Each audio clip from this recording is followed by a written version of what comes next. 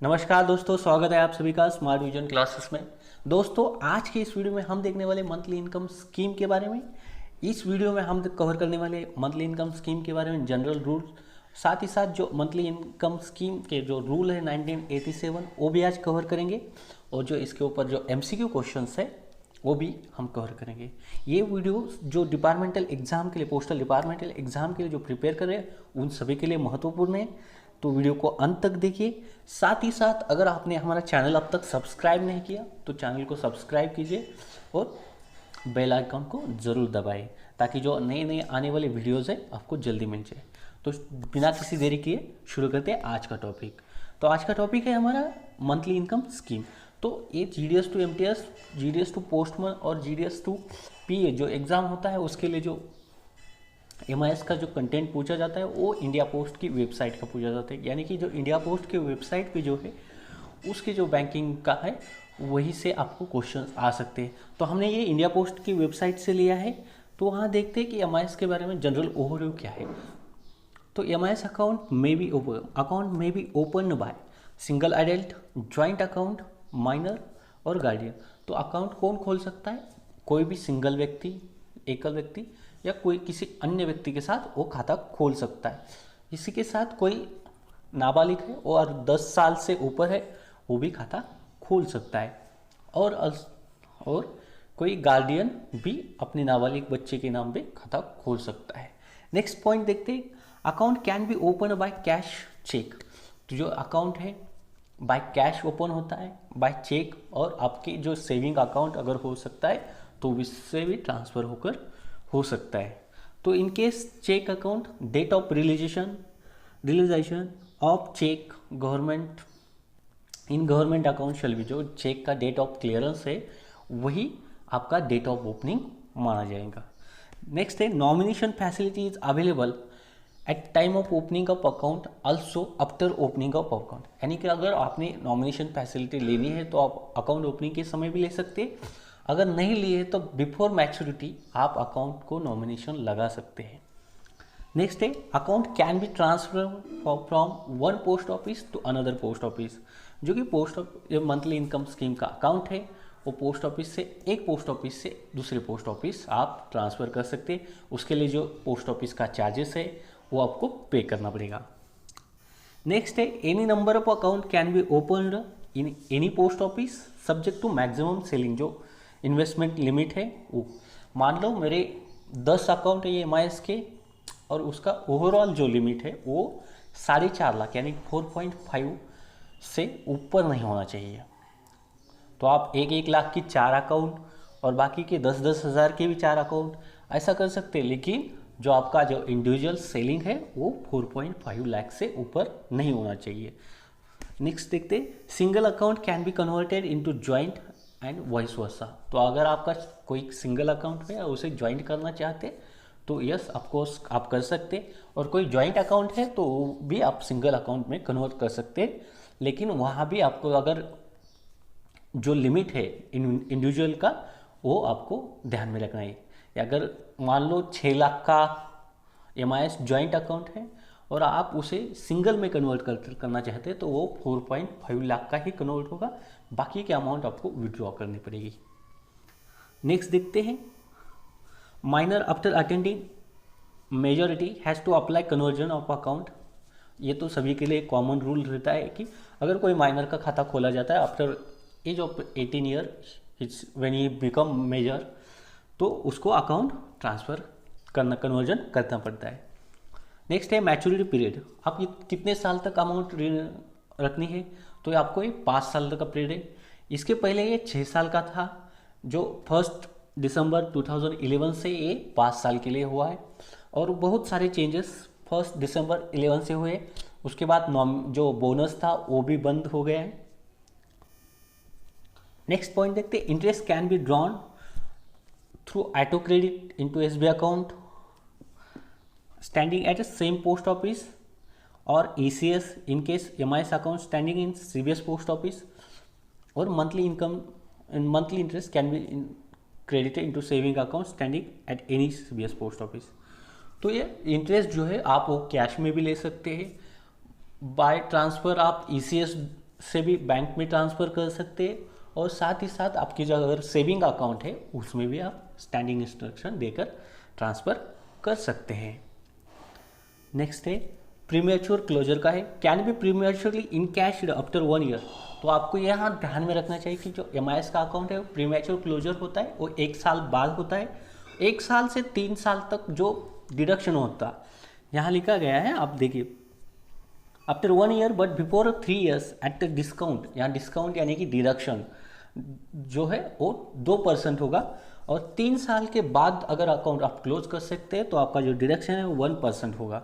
Deposit means discount means deduction from the deposit, जो आपका main deposit है principal amount उससे 1% या 2% जो है वो डिडक्ट हो जाएगा। तो यहाँ ध्यान में रखनी चाहिए 3 चीज़ें। MIS account can be close prematurely after 1 year, but 1 year to 3 year can be deduct 2%, and after 3 year deduction will be 1%.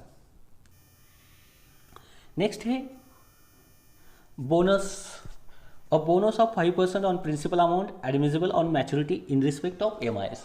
जो कि MIS का बोनस है 5%, वो 1 दिसंबर 2011 के पहले जो अकाउंट खोले गए हैं 2011 से पहले, उसके ऊपर 5% बोनस रेट है, तो उसे एडमिजिबल है maturity in respect of MIS account opened on or after, जो कि 8 दिसंबर 2007 से 30 दिसंबर नवंबर 2011 तक की जो अकाउंट ओपन हुए हैं उनके ऊपर जो है 5% का बोनस रेट है।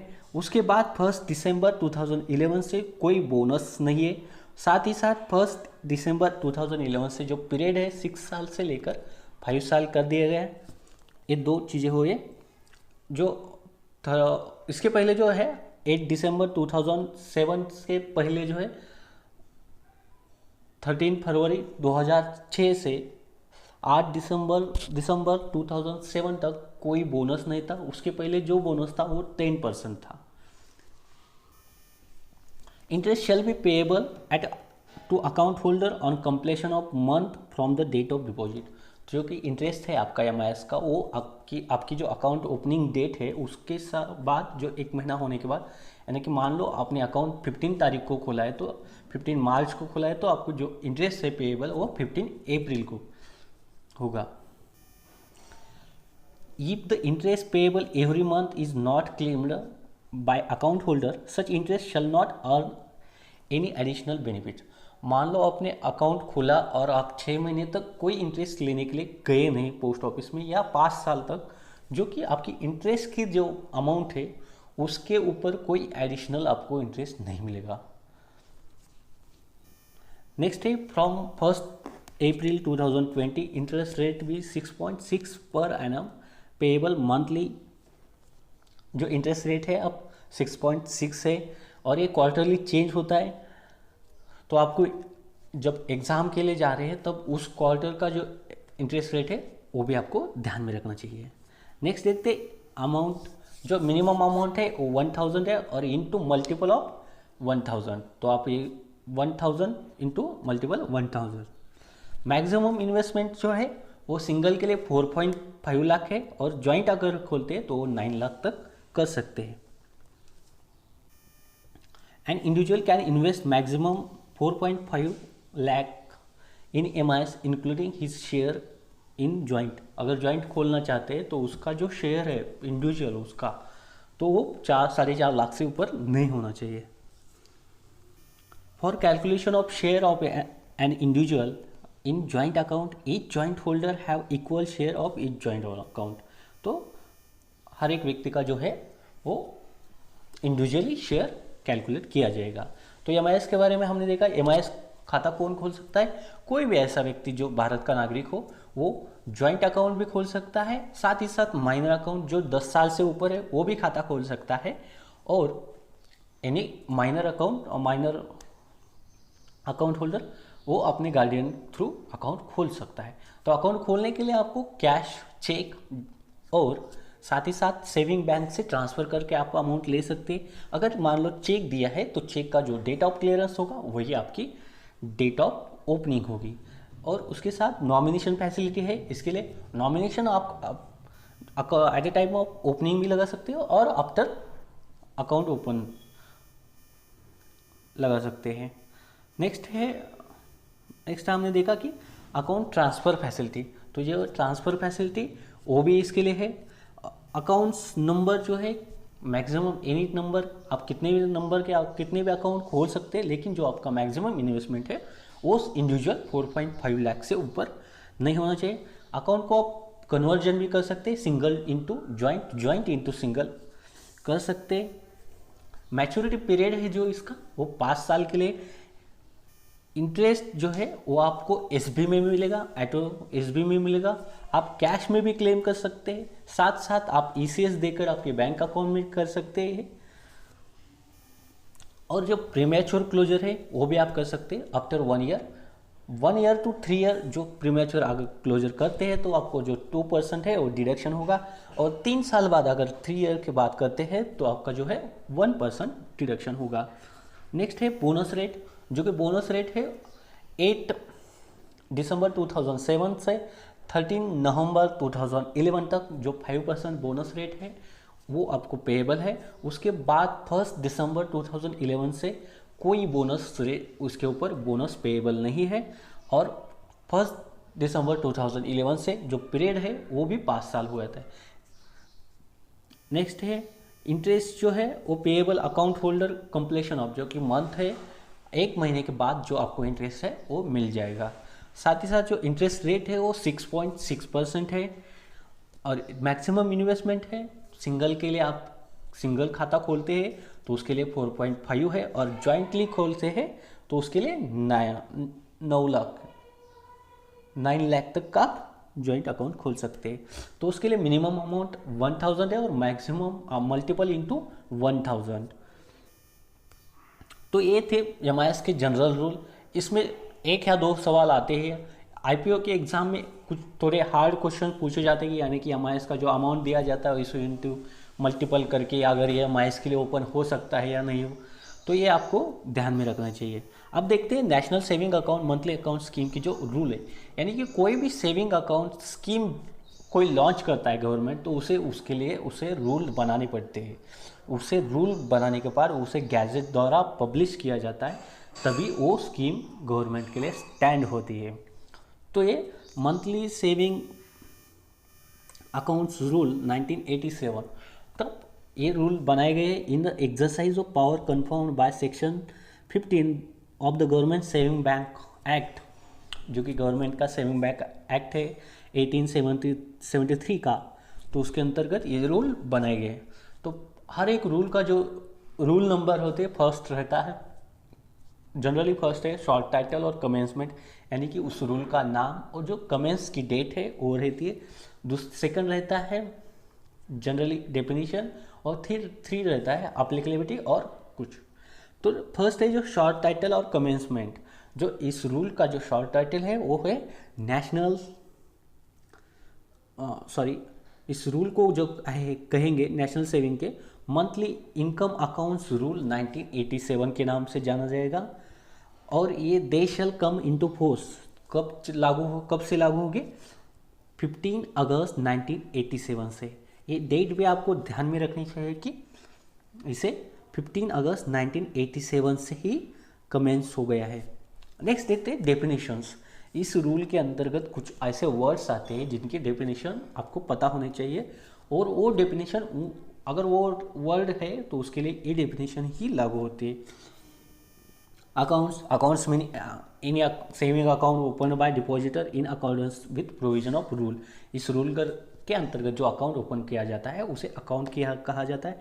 Act means act saving bank general account की एक्ट है सेविंग बैंक का 1873 का वो एक्ट।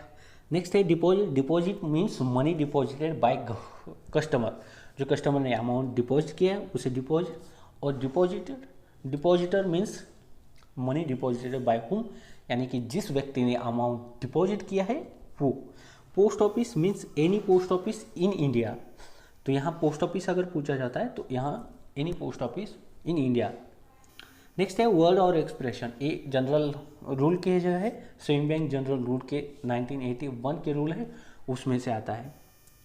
नेक्स्ट देखते हैं point rule number 3, application of the post office saving bank general rule 1981 and post office saving bank rule 1980। जो general rule है saving bank general rule 1981 और साथ ही साथ सेविंग अकाउंट रूल 1981 के कई प्रोविजंस है जो इससे लागू होते हैं। So far as may be apply the relation to, अगर उस रिलेशन के मैटर में है तो ये रूल भी वो रूल भी इस रूल के लिए लागू है। नेक्स्ट देखते rule number 4, opening of account. तो अकाउंट ओपन करने के लिए depositor may operate more than one account under this rule subject to the condition, जो कि कंडीशन है सब्जेक्ट टू आपको जो 4.5 और 9 लाख का जो लिमिट है उसके अंतर्गत आप अकाउंट खोल सकते हैं। आपको उसके लिए वन टाइम अमाउंट जो है आपकी जमा करनी पड़ेगी और अकाउंट खोल सकते हैं। For the purpose of maximum balance depositor share in the balance joint account shall be taken as a half, जो कि ज्वाइंट अकाउंट अगर आप खोलते हैं 6 लाख का और आप अगर मान लेते हैं कि मेरा नहीं 2 लाख का है उसे 4.5 दीजिए और मुझे 2 बाकी का दीजिए, तो नहीं, आपका जो वहाँ ज्वाइंट अकाउंट खोलते हैं तो जो आपका शेयर होगा शेयर दोनों का हाफ होगा। तो यहाँ ये भी ध्यान में रखनी चाहिए।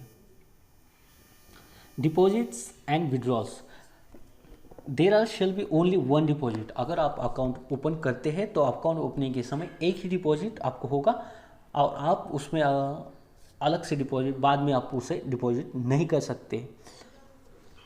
देर shell be only one deposit in the account in a multiple of 1000 rupees not exceeding rupees 4,50,000 in case single account and rupees 9 lakh in case of joint account। तो ये आपको ध्यान में रखना चाहिए। नेक्स्ट देखते हैं, ये लिमिट ऑफ मिनिमम डिपॉजिट था जो 1000 से 1500 हुआ था, 1000 to 1500 and maximum limit 3 lakh and 6 lakh to 4.5 and 9 lakh. ये चेंजेस हुए थे 1 अगस्त 2007 को। उसके बाद जो मिनिमम अमाउंट है और जो मल्टीपल इंटू 1500 वो भी चेंज हो गया है। जो period revised from 6 years to 5 years, the account open on or after 1 December 2011। 1 December 2011 से जो 11 के बाद यानी कि उस दिन और उस दिन के बाद जो अकाउंट ओपन किए हैं वो उसका जो पीरियड है वो 5 साल का होगा।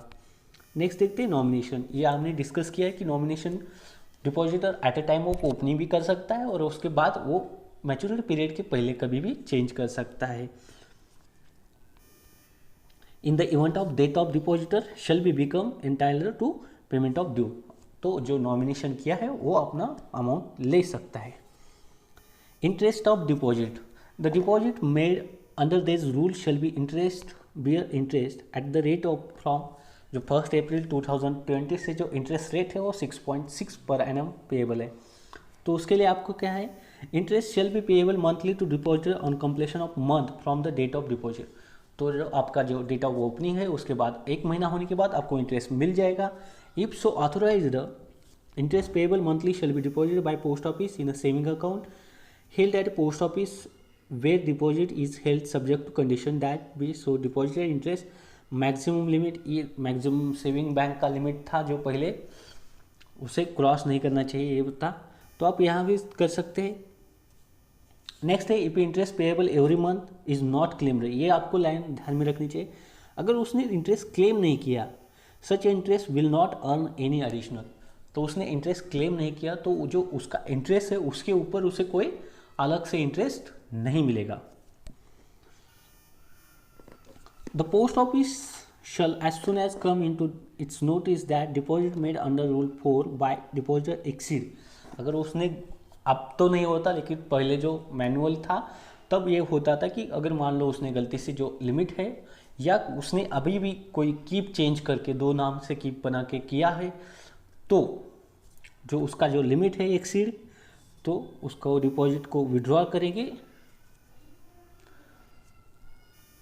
नेक्स्ट है the excess amount referred in sub rule 6 shall carry an interest of rate applicable from time to time post office. जो एक्सेस अमाउंट है उसको सेविंग बैंक का रूल, सेविंग बैंक का जो इंटरेस्ट रेट है वो लागू हो जाएगा। नेक्स्ट है closure of account, rule number 9, closure of account. The deposit made under at a time of opening account shall be paid the post office in which account stands to depositor on after expiry of 5 years the date of opening of account along with production of passbook by return application withdrawal form। तो जो 5 साल के बाद उसे जो है जिस account जिस पोस्ट ऑफिस में अकाउंट खुला गया है उस पोस्ट ऑफिस में अपने पासबुक और विड्रॉल फॉर्म के साथ अप्रोच होना है। Provided that no bonus shall be paid, तो ये भी आपको डेट्स ध्यान में रखनी चाहिए। Provided that no bonus shall be paid the deposit made in this account open on or after 13 February 2006 से 18 दिसंबर 2007 तक जो अकाउंट्स खुले गए थे उसके ऊपर कोई भी बोनस नहीं था। उसके पहले यानी कि बिफोर 13 फरवरी जो है वो उसके ऊपर जो है 10% बोनस था। 8 दिसंबर 2007 से जो बोनस रेट है वो चेंज होकर 5% हुआ, वो 13 नवंबर 2011 तक। अगर आपके पास कोई ऐसा पुराना खाता आता है जो मैन्युअली क्लोज करना पड़ता है तो ये डेट्स आपको ध्यान में रखनी चाहिए।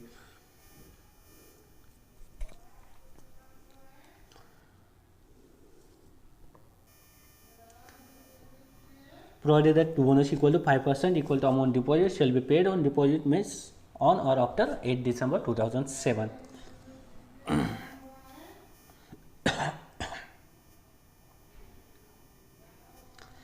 नेक्स्ट देखते हैं provided also that no bonus shall be paid on deposit made in the account open on or after first day of December 2011। First day of 2011 के जो दिसंबर से है तब से कोई बोनस पेएबल नहीं है। नेक्स्ट है 9A पोस्ट मैच्योरिटी इंटरेस्ट। जो PMI होता है मैच्योरिटी के बाद दिया जाता है वो अनलिमिटेड पीरियड के लिए दिया जाता है और वो सेविंग रेट के हिसाब से दिया जाता है। रूल नंबर 9 देखते हैं प्रीमेच्योर क्लोजर ऑफ अकाउंट। अगर आप इस अकाउंट को प्रीमेच्योरली क्लोज करना चाहते हैं तो आप कर सकते हैं, लेकिन आपको उसके लिए मिनिमम पीरियड है जो 1 साल का है। 1 साल बाद आप क्लोज करना चाहते हैं तो उसके लिए जो आपका डिडक्शन होगा वो 3% होगा, 2% होगा 3 साल तक, और 3 साल बाद अगर आप क्लोज करना चाहते हैं तो जो डिडक्शन होगा वो 1% होगा। नेक्स्ट है question number 11 passbook, rule number 11 passbook. तो ये रूल नंबर के हिसाब से आपको जो कोई भी व्यक्ति आपके पोस्ट ऑफिस में या कोई इन्वेस्ट करता है तो इस रूल के अंतर्गत उसे पासबुक प्रोवाइड करना ही करना है। और जो मोस्टली मंथली इंटरेस्ट है उसके डेट उसमें लिखी जानी चाहिए। यहाँ एक और है the depositor availing facility of deposit of interest in his saving account. अगर उसने सेविंग अकाउंट का SI का ऑप्शन लिया है तो उसे 6 महीने कम से कम 6 महीने में एक बार पासबुक को अपडेट करना ही करना है। Rule number 8 shall present the passbook to the post office at least once in a 6 month for completion entries. तो उसे इंट्रीज के लिए 6 महीने में एक बार तो उसे पोस्ट ऑफिस में आकर पासबुक अपडेट करना ही करना है। लास्ट का रूल है पावर टू रिलैक्स, यानी कि कोई भी हो चेंजेस हम करेंगे और हम ही सच है। ये तो ये गवर्नमेंट का रूल है। Where the government is satisfied that the operation of any provision of this rule causes undue hardship to depositor, तो वो आप इस रूल को भी चेंज कर सकते हैं। तो ये रूल थे, इस रूल के हिसाब से ही अकाउंट ऑपरेट होता है। अब देखते हैं इसके ऊपर MCQ क्वेश्चंस हैं, वो भी देख लेते हैं। Question number 1 post office monthly income account rules 1987 come into force. ये रूल नंबर 1 के पॉइंट नंबर 2 में दिया गया था कि जो कमेंसमेंट ऑफ डेट है वो 15 अगस्त 1987 है। तो इसका सही आंसर रहेगा आंसर B।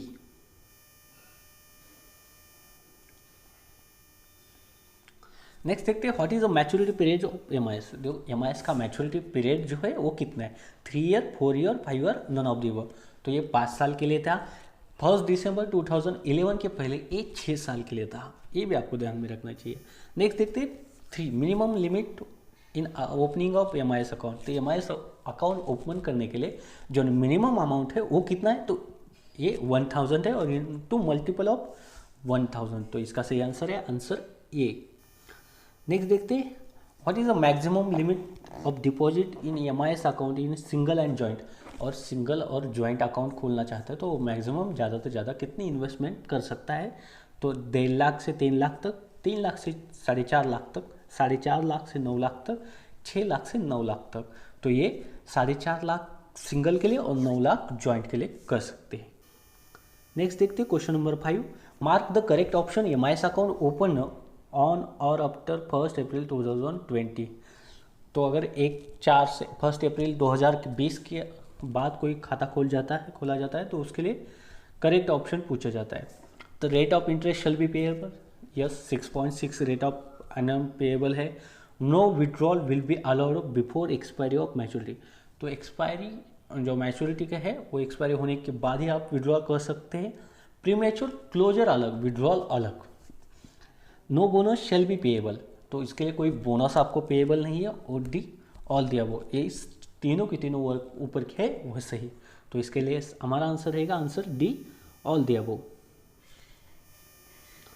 तो यहाँ क्वेश्चन नंबर 6 देखते हैं 5% bonus on initial deposit of MIS account allowed and account open between. जो कि 5% बोनस था वो किस डेट के लिए था, तो यहाँ आपको डेट्स का तो मैंने बता दिया था कि जो 1 दिसंबर 2007 है और उससे 13 नवंबर 2011 तक का जो बोनस रेट था वो 5% था। बिफोर 30 फरवरी 2006 जो बोनस रेट था वो 10% था। और जो 13 फरवरी 2006 से 30 नवंबर 2011 तक का जो बोनस रेट था वो नील था, यानी कि कोई बोनस रेट नहीं था। जो 5% है इसके लिए हमारा आंसर रहेगा आंसर ए, 8 दिसंबर 2007 टू 13 नवंबर 2011 तक। नेक्स्ट देखते हैं mark the correct option. The MIS account can be close after expiry of 1 year. MIS account closed after 1 year but before the 3 year 2% deduction will be made initial deposit, yes. The MIS account closed after expiry of 3 year 1% deduction will be made on initial deposit, ये भी सही है। In case death of depositor before maturity, account may be closed and deposit refunded to along with interest up to the preceding month। यानी कि वो 2 साल पहले मर चुका होगा और उन्होंने अब जाके क्लेम किया है तो उस दिन तक का आपको रिफंड देना है इन case of death of deposit. तो ये चारों के चारों सही है, इसलिए हमारा आंसर रहेगा answer E all the above. Next देखते हैं question number 8, mark the correct option. In case death of the one depositor of joint account holder the MIS account of account will be treated as a single from the date of the account holder, yes. The surviving depositor will have withdraw the excess amount over the above the limit of maximum. तो जो कि उसने जो maximum उसके limit क्या जो ज़्यादा है अमाउंट वो विड्रॉ करेगा। और नेक्स्ट देखते हैं if this account is not withdrawn the excess amount will carry the normal. अगर उसने जो अमाउंट विड्रॉ नहीं की तो जो अमाउंट की जो है वो सिंगल सेविंग बैंक के अकाउंट से उसे बैच मिलेगा। तो ये तीनों की तीनों सही है, इसलिए हमारा आंसर रहेगा डी ऑल द अबव। ये सिंपल सा है, current interest rate into PO MIS account 1 अप्रैल 2020 से। तो इसका आपका आंसर है जो आप मुझे कमेंट कर सकते हैं। नेक्स्ट है question number 10, what is the percentage of deposit that deducted in case of premature closure of the MIS account before expiry of 3 year. 3 year के पहले यानी कि 3 साल के पहले अगर आप एमआईएस अकाउंट क्लोज करना चाहते हैं तो उसके लिए जो डिडक्शन है वो कितना % है। तो इसका सही आंसर है 2%, 2% तक डिडक्शन कर सकते हैं। नेक्स्ट देखते हैं question number 11, if the interest payable on every month in monthly income scheme is not claimed by depositor. अगर वो जो मंथली इनकम स्कीम का जो ब्याज है वो मंथली जो उसे पेड होने वाला है वो उसने क्लेम नहीं किया तो उसके ऊपर कोई ब्याज एडिशनल इंटरेस्ट मिल सकता है? तो नहीं, उसके लिए उसे कोई एडिशनल इंटरेस्ट नहीं मिलता।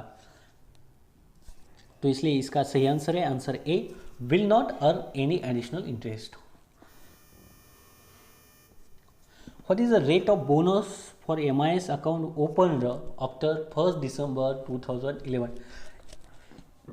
2011 के बाद जो दिसंबर 2011 के बाद जो अकाउंट ओपन किए हैं उसके ऊपर जो बोनस रेट है वो कितना है? तो आपको बता दूं कि यहाँ भी बोनस जो है वो बंद है, बोनस आपको कुछ भी नहीं मिलता है, इसलिए इसका सही आंसर है answer C, no bonus.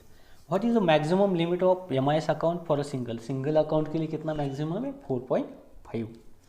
Premature closure is allowed after, तो जो प्रीमेच्योर क्लोजर है वो 1 साल बाद आप कर सकते हैं।